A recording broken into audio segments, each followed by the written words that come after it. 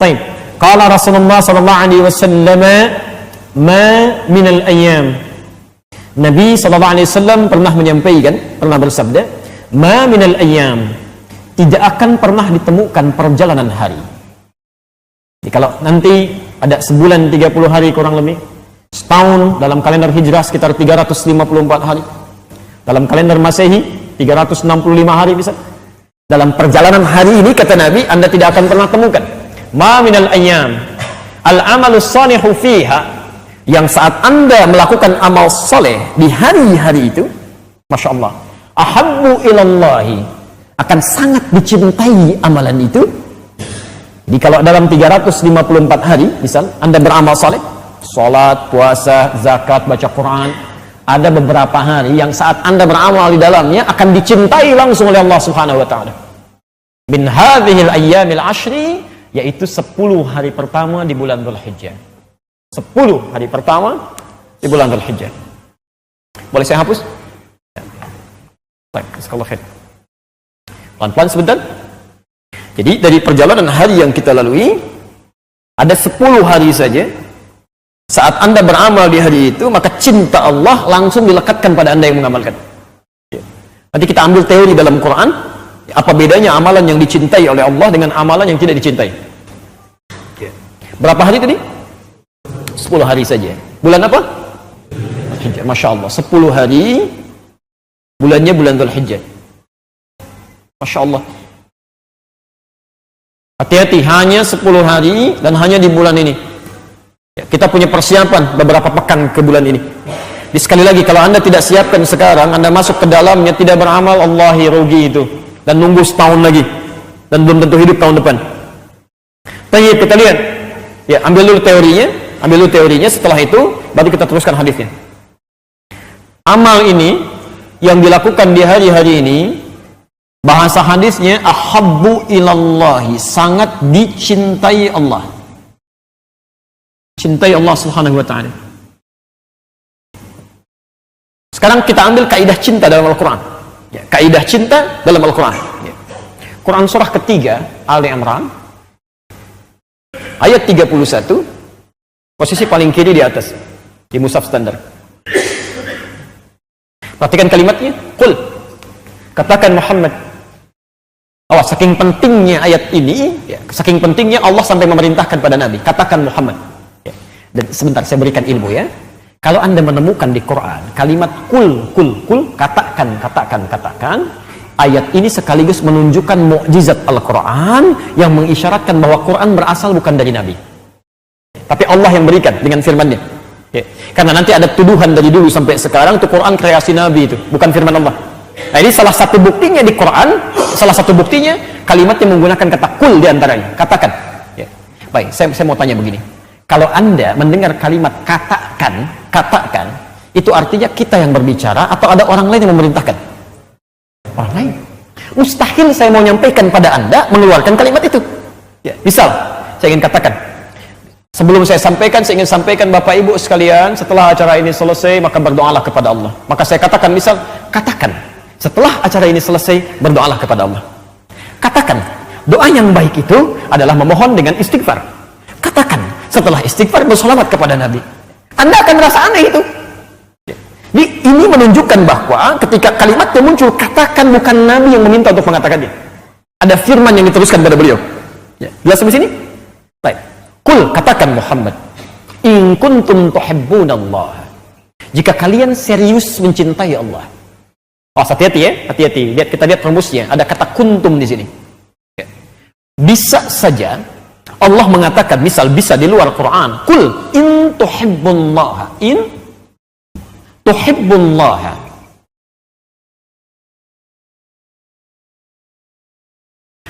Tapi kemudian ada kalimat kuntum di tengahnya, antara in dengan tuhibbu. Itu berbeda. Berbeda makna. Jika disebutkan in tuhibbullaha, jika kalian mencintai Allah, maka cinta itu cinta standar, umum saja. Semua orang merasakan cinta. Buktinya gampang. Saya mau tanya Anda yang ada di sini, cinta pada Allah? Nah, saya ulang, cinta dengan Allah? Semua cinta, tapi tidak semua yang mengatakan cinta serius dengan cintanya. Biasanya orang yang cinta pada objek yang dicintai itu cepat merespon ketika dia meminta. Bahkan Masya Allah, sebelum diminta udah siap-siap. Coba ketika cinta muncul itu, ketika cinta muncul sesama makhluk saja, janjian jam 7, datang jam berapa? Masya Allah. Antum punya janji nih dengan Allah nih, subuh janjian jam 4.45. Janjian 4.45. Kalau dia benar-benar cinta dengan Allah, Masya Allah, sebelum dipanggil udah bangun. Jam 3 dia sudah siap-siap. Itu orang cinta. Itu orang cinta. Ya. Masya Allah. Jadi kalau antum cuma bangun jam 4.45 itu standar cintanya. Cinta standar. Cinta standar. Ya. Anda punya jam kerja, sering saya sampaikan ini. Jam kerja Anda dimulai jam 8. Anda datang jam 8, itu standar. Kalau Anda datang jam 7 itu hebat. Ya. Yang paling bermasalah adalah orang mengatakan, saya cinta Allah, saya sayang Allah. Dipanggil jam 4.45, dia baru bangun jam 5.44. Masya Allah. Dan masih mengatakan di lisannya, saya cinta Allah. Masya Allah. Ada sesuatu yang keliru.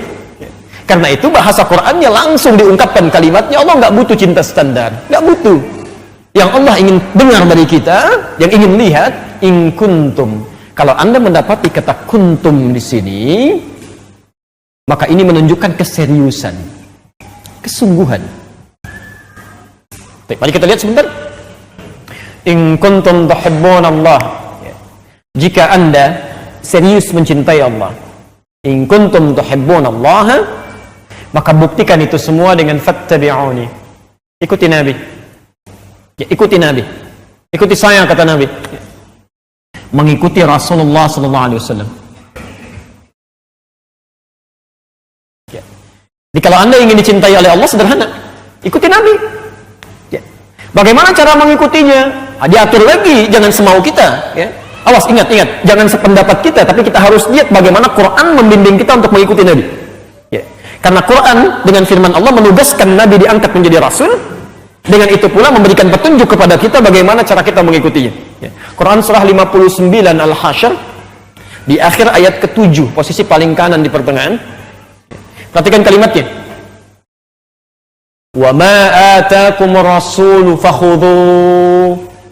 Wa ma atakumur rasul, dan semua yang dibawa oleh Nabi. Ya. Dan segala yang dibawa oleh Rasul, yang dituntun oleh Rasul, fakhudhu, cepat ambil. Ambil, ikuti. Jadi jangan setengah-setengah. Mohon maaf keliru kalau ada yang mengatakan misalnya, mohon maaf ya, sholatnya seperti Nabi, bagus sifat sholatnya, tapi lisannya jauh dari lisan Nabi. Celah orang sana sini, mengumpat orang, gosip dan sebagainya, dusta. Itu bukan mengikuti sunnah Nabi. Ya, maaf, puasanya bagus seperti sifat puasa Nabi. Ya, tapi kehidupannya jauh dari kehidupan Nabi. Langkahnya bukan langkah Nabi. Telinganya bukan telinga Nabi. Lisannya bukan lisan Nabi. Pandangannya bukan pandangan Nabi. Ya, semua dipandang, semua didengar, semua dilakukan. Itu tidak tepat. Maka dari bangun sampai dengan kita tidur kembali, coba lihat apa yang dibawa oleh Rasulullah SAW. Poin kita bukan ini. Yang mau kita bahas persamaannya, yuhibbukumullah. Orang-orang yang bisa mengikuti tuntunan Rasulullah, maka Allah akan cintai dia. Ini kaidah cinta di sini. Ya, kita sambungkan ke sini ya.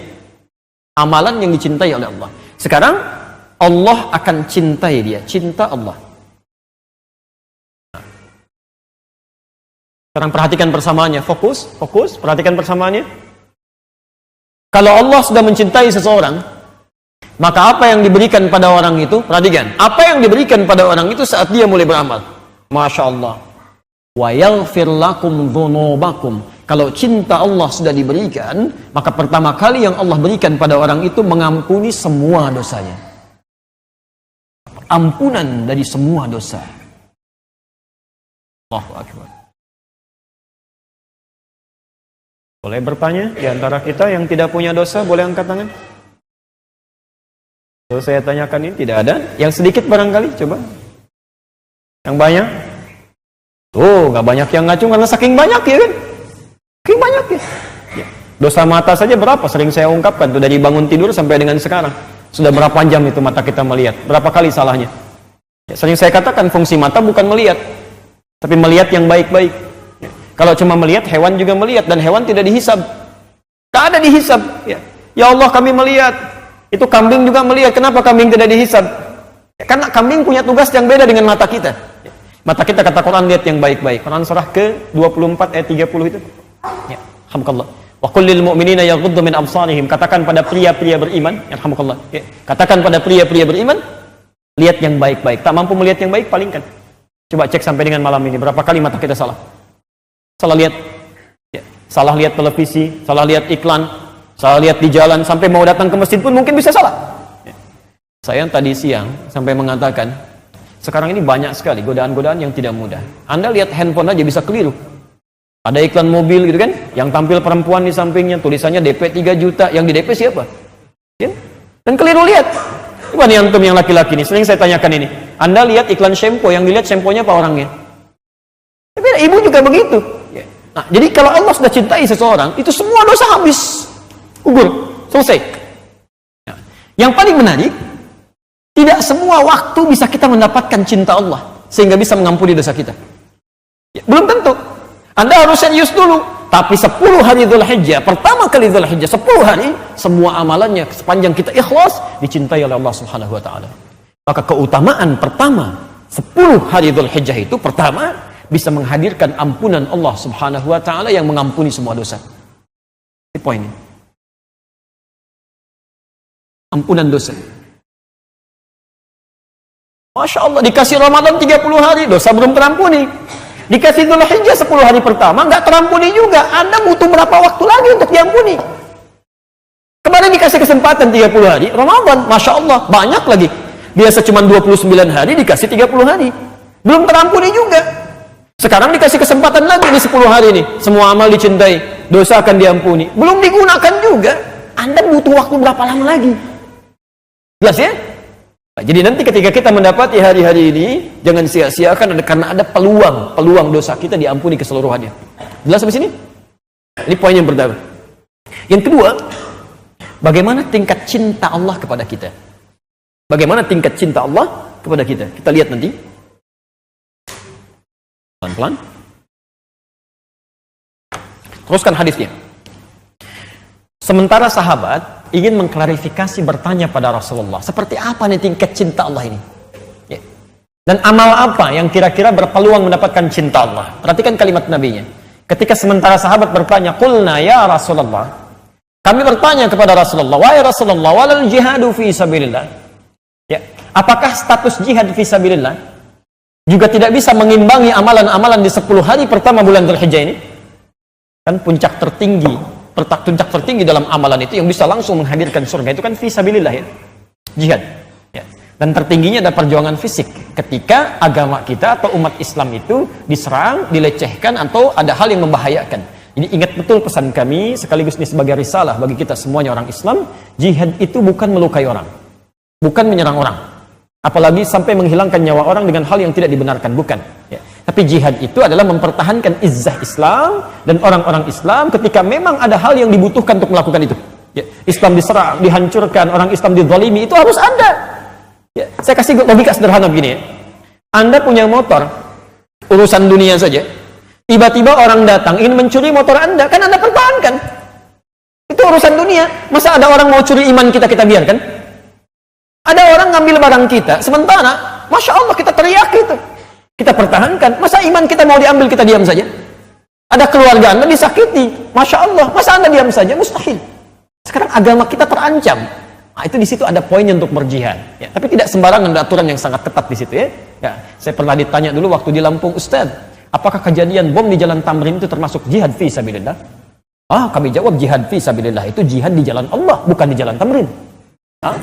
Jadi ada kaidah di situ.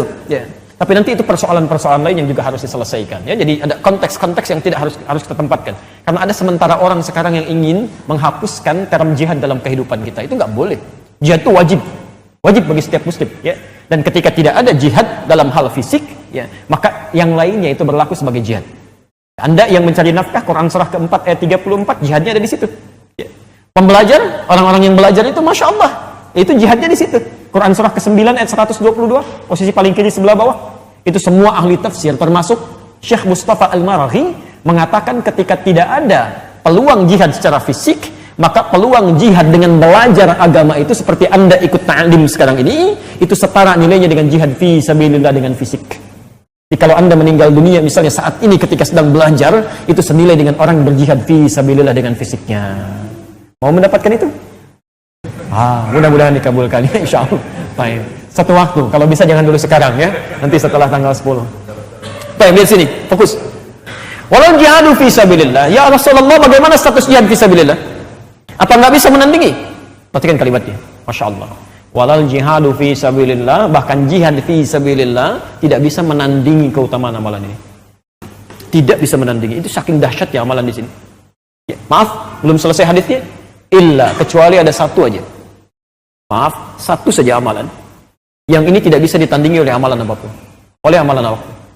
Illa rajulun, kecuali seseorang yang kharaja bimalihi wa nafsihi, yang keluar berjuang dengan hartanya atau dengan dirinya.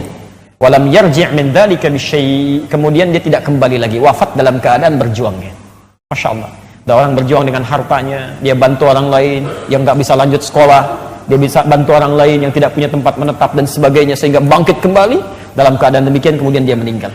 Masya Allah. Zaman Nabi SAW ada seorang sahabat, ya, Masya Allah, apa yang dia lakukan? Dia jihad dengan hartanya, Pak.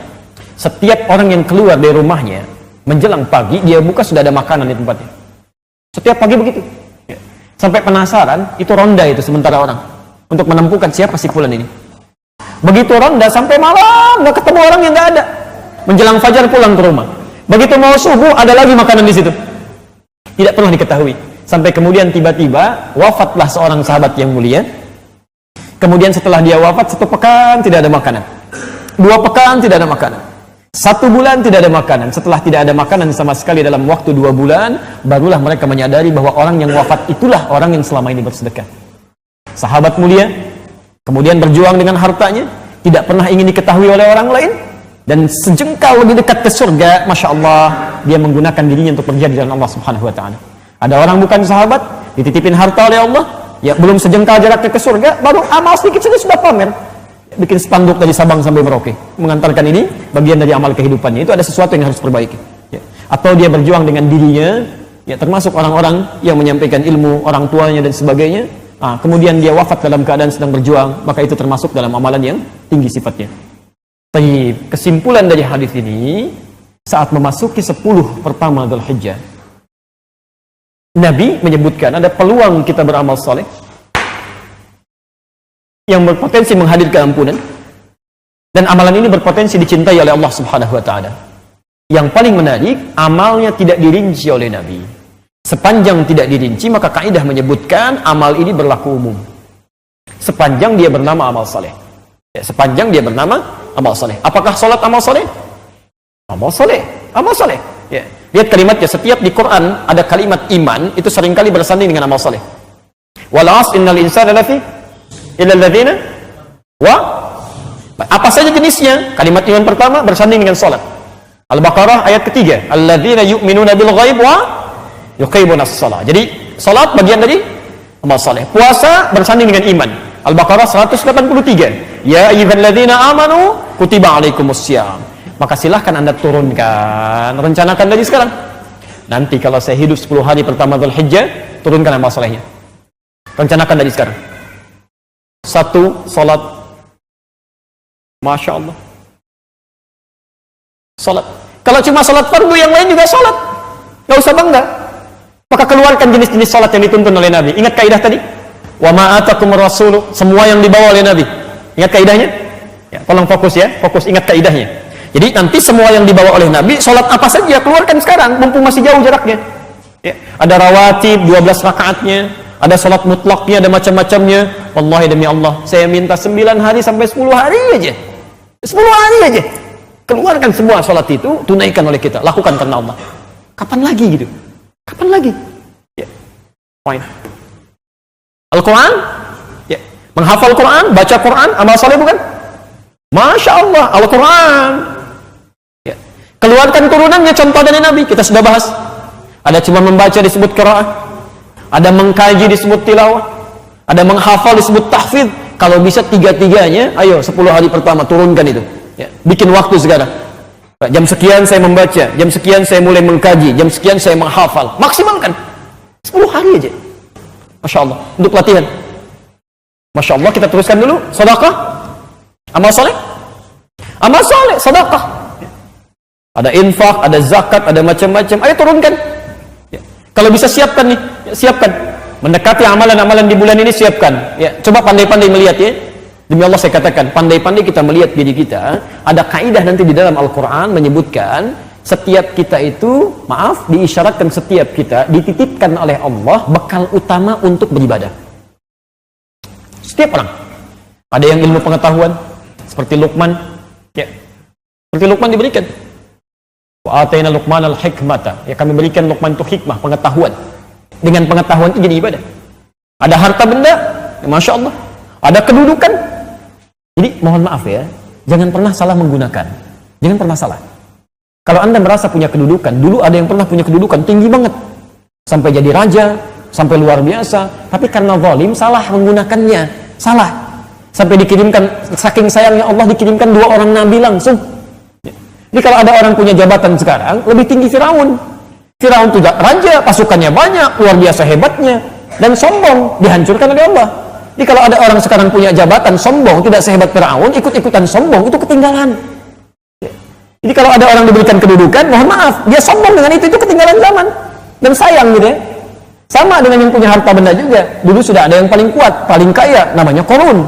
Qarun, sezaman dengan Firaun. Quran surah 28 itu, ayat 76 sampai 79, posisi paling kiri sebelah bawah. Masya Allah, kayanya luar biasa. Inna Qaruna kana min qaumi Musa fabagha alaihim. Qarun termasuk kaumnya Musa, sombongnya luar biasa. Apa yang disombongkan? Masya Allah, wa atainahu minal kunuzi ma inna mafatihahu latanu'u bil usbah. Kami titipkan, lihat bahasa Qurannya ya. Mohon izin, perhatikan diri kita nanti, lihat siapa kita. Kami titipkan kepadanya harta benda yang melimpah. Ini harta itu cuma titipan Allah, bukan milik kita. Titipan. Saking kayanya, wa inna mafatihahu, dan kunci-kunci berangkasnya saja latanu bil usbah, sulit dipikul oleh orang-orang paling kuat di zamannya. Qarun itu punya 10 orang bodyguard, kemana-mana jalan di belakangnya, bawa kuncinya aja, nggak kuat dipikulnya Pak, saking kayanya. Jadi kalau lewat PTM ini, lewat di belakangnya 10 bodyguard, saya nih, saya nggak kuat. Ini lihat, bahasa Quran itu indah, kalimat singkat tapi maknanya dalam. Kalau Anda punya brankas, sering saya tanyakan ini, kuncinya Anda sembunyikan, apa Anda pamerkan? Pasti sembunyikan, mustahil dipamerin. Baru beli brankas 1, difoto, ceklik, masukin ke Instagram, kunci brankas saya. Cari masalah. Pencuri sudah mulai lihat kan? Ini masa Qarun enggak? Qarun tuh bilang, nih harta saya banyak nih, kuncinya aja nggak kepikul. Kalau mau maling, maling aja, nggak akan habis kok. Masya Allah, dulu sudah ada kaya luar biasa, sombong, dihancurkan oleh Allah. Jadi kalau sekarang ada orang merasa kaya, tidak sekaya Qarun kemudian sombong, itu orang keterlaluan, plus ketinggalan zaman. Ya, bukan kesiangan, sudah jauh siang, jauh malam, tapi ketinggalan. Ya, baru beli motor 1, Masya Allah, Alhamdulillah, motor baru, rumah di sini, masjidnya di sini, dekat sekali. Ketika ke masjid putar-putar dulu ke komplek lain, pim, Masya Allah. Dia nggak tahu tetangganya sedang ke Bandung. Dia nyampe ke masjid nggak ada yang dilihatin. Ya, Masya Allah, apa yang salah? Turunlah kemudian Quran ayat ke-77 itu. Dari surah ke-28. Wabtaghi fima atakallahu daral akhirah wala tansa nasibaka minad dunya. Hei Qarun, saya titipkan harta ini bukan untuk kamu pamerkan, tapi kamu gunakan untuk mencari keutamaan akhirat. Maka tolong mohon ya, dari semua titipan Allah yang dititipkan pada kita, mulai jasad kita sampai kelebihan yang merasa kita miliki, cek mana yang harus dimaksimalkan jadi amal soleh. Sekarang pertanyaannya, dari sekian amal soleh yang diisyaratkan oleh Nabi, adakah yang paling utama? Yang sekiranya kalau dikerjakan mencakup keseluruhannya? Apa amalan itu? Bagaimana cara kita mengerjakannya? Kita akan bahas ini di pertemuan berikutnya. Oke? Jadi malam ini kita cukupkan dulu, supaya kita bisa bikin rencana. Insya Allah pertemuan berikutnya kita akan bahas amalan spesial dari Nabi, untuk menyiapkan 10 hari bulan Dzulhijjah. Jadi kita akan serial insya Allah, sampai mendekati bulan Dzulhijjah.